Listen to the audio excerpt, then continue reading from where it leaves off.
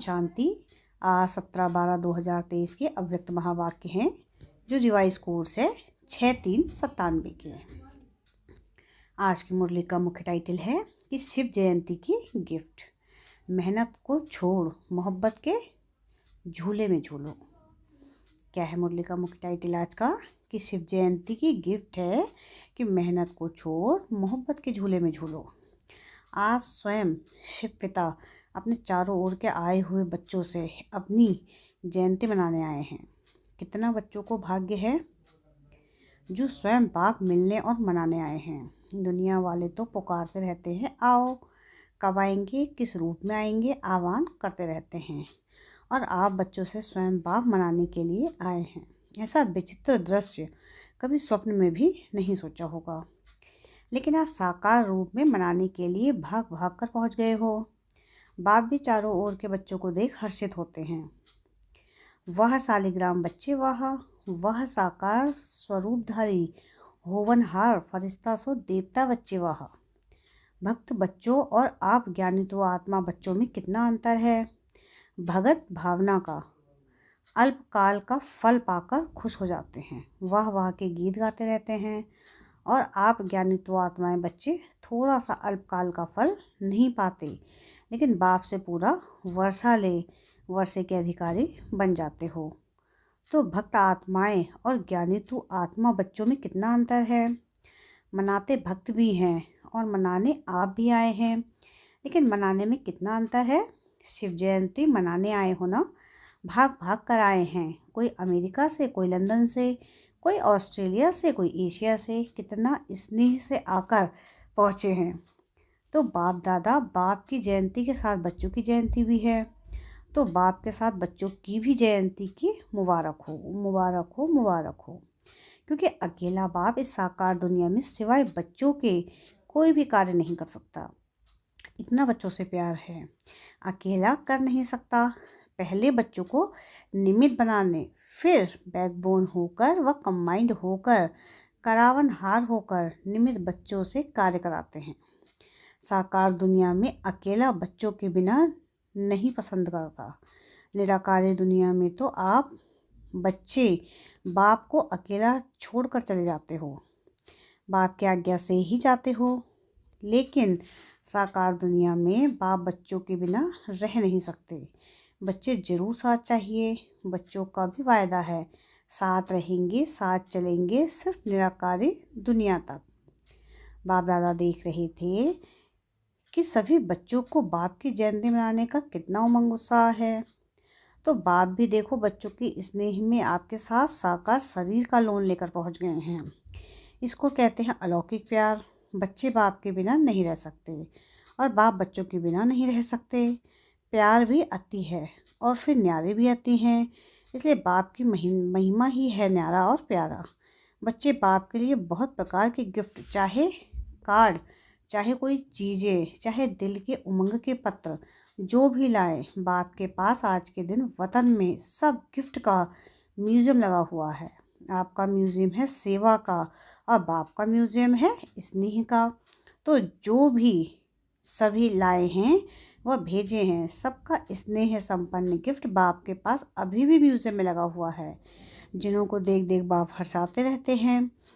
चीज़ बड़ी नहीं है, लेकिन जब चीज़ में स्नेह भर जाता है तो वह छोटी चीज़ भी बहुत महान बन जाती है। तो बाप दादा चीज़ को नहीं देखते हैं, कागज़ के कार्ड को या पत्र को नहीं देखते हैं, लेकिन उसमें समाये हुए दिल के स्नेह को देखते हैं। इसलिए कहा जाता है कि बाप के पास स्नेह का म्यूज़ियम है। ऐसा म्यूज़ियम आपके वर्ल्ड में नहीं है। ऐसा म्यूज़ियम नहीं है। जब बाप एक एक प्यार की गिफ्ट को देखते हैं तो देखते ही बच्चों की सूरत उसमें दिखाई देती है। ऐसा कैमरा है आपके पास नहीं है। गिफ्ट को देखते हुए बाप दादा को एक शुभ संकल्प उठा। बताएं, करना पड़ेगा, करेंगे, तैयार हैं, सोचना नहीं। बाप दादा को संकल्प उठा। यह गिफ्ट तो बाप के पास पहुंच गई, लेकिन साथ में बाप दादा को एक और भी गिफ्ट चाहिए। आप लोगों की गिफ्ट बहुत अच्छी है, लेकिन बाप दादा को और भी चाहिए, तो देंगे गिफ्ट। वैसे भी यह जो यादगार मनाते हैं शिव जयंती, अर्थात कुछ न कुछ अर्पण करते हैं, बलिहार जाते हैं तो बाप दादा ने सोचा, बलिहार तो सब बच्चे गए हैं, बलिहार हो गए हैं या अभी थोड़ा थोड़ा अपने पास संभाल कर रखा है। आज के दिन व्रत भी लेते हैं। तो बाप दादा को संकल्प आया कि बच्चों को कभी कभी थोड़ा सा चलते चलते थक जाते हैं, मेहनत बहुत महसूस करते हैं या निरंतर योग लगाना मुश्किल अनुभव करते हैं। तो सोचते हो तो जाएगा। बाप को दिलासे देते हैं, आप फिक्र नहीं करो, हो जाएगा। लेकिन बाप दादा को बच्चों की थकावट और अकेलापन या कभी कभी कोई थोड़ा सा दिल शिकस्त भी हो जाते हैं। पता नहीं हमारा भाग्य है या नहीं है। कभी कभी ऐसा सोचते हैं तो यह बाप को अच्छा नहीं लगता। सबसे ज़्यादा बाप को बच्चों की मेहनत अच्छी नहीं लगती। मालिक और मेहनत, बाप की भी मालिक सो बालक सो मालिक है, भगवान की भी मालिक और फिर मेहनत करें तो अच्छा लगेगा, सुनना भी अच्छा नहीं लगता। तो बाप को संकल्प आया कि बच्चे बर्थडे की गिफ्ट तो ज़रूर देते ही हैं, तो क्यों नहीं आज के दिन सभी बच्चे यह गिफ्ट के रूप में दें। वह स्थूल गिफ्ट जो दी वह तो वतन में इमर्ज हो गई, लेकिन निराकारी दुनिया में तो यह गिफ्ट इमर्ज नहीं होगी, वहाँ तो संकल्प की गिफ्ट पहुँचती है। तो बाप को संकल्प आया कि आज के दिन सब बच्चों से गिफ्ट लेनी है। तो गिफ्ट देंगे या देकर फिर वहाँ जाकर वापस ले लेंगे। कहेंगे मधुवन का मधुवन में रहा और अपने देश में अपना देश है, ऐसे तो नहीं कहेंगे। बच्चे बड़े चतुर हो गए हैं। बाप को कहते हैं कि हम चाहते तो नहीं हैं कि वापस आए, लेकिन आ जाते हैं तो आप स्वीकार क्यों करते हो। आ जाती है, यह राइट है, लेकिन कोई चीज़ आपको पसंद नहीं है और कोई ज़बरदस्ती भी दे तो आप लेंगे, वो वापस दे देंगे ना। तो स्वीकार क्यों करते हो। माया तो वापस लाएगी, लेकिन आप स्वीकार नहीं करो। ऐसी हिम्मत है, सोच कर कहो, फिर वहाँ जाकर नहीं कहना बाबा क्या करूँ, चाहते नहीं है लेकिन हो गया। ऐसे पत्र तो नहीं लिखेंगे। आपकी हिम्मत और बाबा की मदद, हिम्मत कम नहीं करना, फिर देखो बाबा की मदद मिलती है या नहीं। सभी को अनुभव भी है कि हिम्मत रखने से बाप की मदद समय पर मिलती है और मिलनी ही है, गारंटी है। हिम्मत आपकी, मदद बाप की। तो संकल्प क्या हुआ, चेहरा देख रहे हैं, हिम्मत है या नहीं है। हिम्मत वाले तो हो, क्योंकि अगर हिम्मत नहीं होती तो बाप के बनते नहीं, बन गए। इससे सिद्ध होता है कि हिम्मत है। सिर्फ छोटी सी बात करते हो कि समय पर हिम्मत को थोड़ा सा भूल जाते हो। जब कुछ हो जाता है ना तो पीछे हिम्मत व मदद आती है। समय पर सब शक्तियाँ समय प्रमाण यूज़ करना, इसको कहा जाता है ज्ञानी तो योगी तो आत्मा। ज्ञानी तो आत्मा और योगी तो आत्मा। बाप दादा को एक बात की खुशी है। पता है किस बात की। बोलो। सब ठीक बोल रहे हो, लेकिन आपका संकल्प और है। आप बहुत गुह्य सुना रहे हो, नॉलेजफुल हो गए हो ना। बाप दादा खुश हो रहे थे कि कई बच्चों ने पत्र और चिट्ठी लिखी है कि हम 108 में आएंगे। बहुत चिट्ठियाँ आई हैं। बाप दादा ने सोचा जब इतने 108 में आएंगे तो 108 की माला 5 लड़ियों की बनानी पड़ेगी। तो 5, 6, 7, 8 लड़ियों की माला बनाए ना। जिन्होंने संकल्प किया, लक्ष्य रखा, बहुत अच्छा है, लेकिन सिर्फ इस संकल्प को बीच बीच में दृढ़ करते रहना, ढीला नहीं करना। ऐसे तो नहीं कहेंगे कि माया आ गई, अब पता नहीं आएंगे या नहीं, पता नहीं करना। पता कर लिया, आना ही है। दृढ़ता और ठप्पा लगाते रहना। हाँ, मुझे आना ही है, कुछ भी हो जाए। मेरा निश्चय अटल है, अखंड है। ऐसा अटल अखंड निश्चय है तो माया को हिलाने के लिए भेजें नहीं। डरते हो, माया आपसे डरती है और आप माया से डरते हो। माया अपने दरवाजे देखती है, यहाँ खुला हुआ है, ढूंढती रहती है। आप घबराते क्यों हो। माया कुछ नहीं है। कुछ नहीं कहो तो कुछ नहीं हो जाएगी। आ नहीं सकती तो आ नहीं सकती। क्या करें। तो माया का दरवाज़ा खोला, आह्वान किया। तो अच्छी बात है कि बहुत बच्चों ने 108 में आने की प्रॉमिस किया है किया है ना, जिन्होंने कहा है कि हम 108 में आएंगे, वह लंबा हाथ उठाओ, अच्छी तरह से ड्रिल करो, बहुत अच्छा मुबारक हो। यह नहीं सोचो कि 108 में कितने आएंगे, हम कहाँ आएंगे, यह नहीं सोचो, पहले गिनती करने लग जाते हैं। दादी आएंगी, फिर दादे भी आएंगे, एडवांस पार्टी वाले भी आएंगे। हमारा नंबर आएगा या नहीं पता नहीं। बाप दादा 8-10 लड़ों की माला बना देंगे, इसलिए आप यह चिंता नहीं करो, औरों को नहीं देखो, आपको नंबर मिल ही जाना है, यह बाप की गारंटी है। आप किनारा नहीं करना, माला के बीच में धागा खाली नहीं करना। एक दाना बीच में टूट जाए, निकल जाए तो माला अच्छी नहीं लगेगी। सिर्फ यह नहीं करना, बाकी बाबा की गारंटी है कि आप ज़रूर आएंगे। आप तो मनाने आए हैं, मुरली चलाने थोड़ी ही आए हैं। तो और जो भी हो वह माला में आ जाओ। 108 की माला में सबको वेलकम है। यह तो भक्ति मार्ग ने 108 की माला बना ली। बाप दादा तो कितनी भी बढ़ा सकता है, सिर्फ इसमें गिफ्ट तो बाप जरूर लेगा, गिफ्ट को नहीं छोड़ेगा। बाकी छोटी सी गिफ्ट है, कोई बड़ी बात नहीं, क्योंकि बाप ने बच्चों को 6 माह का चार्ट देखा। तो क्या देखा, अगर कोई भी बच्चे थोड़ा भी ऊपर नीचे होते हैं, अगर अचल से हलचल में आते हैं, तो उसका कारण सिर्फ 3 मुख्य बात हैं।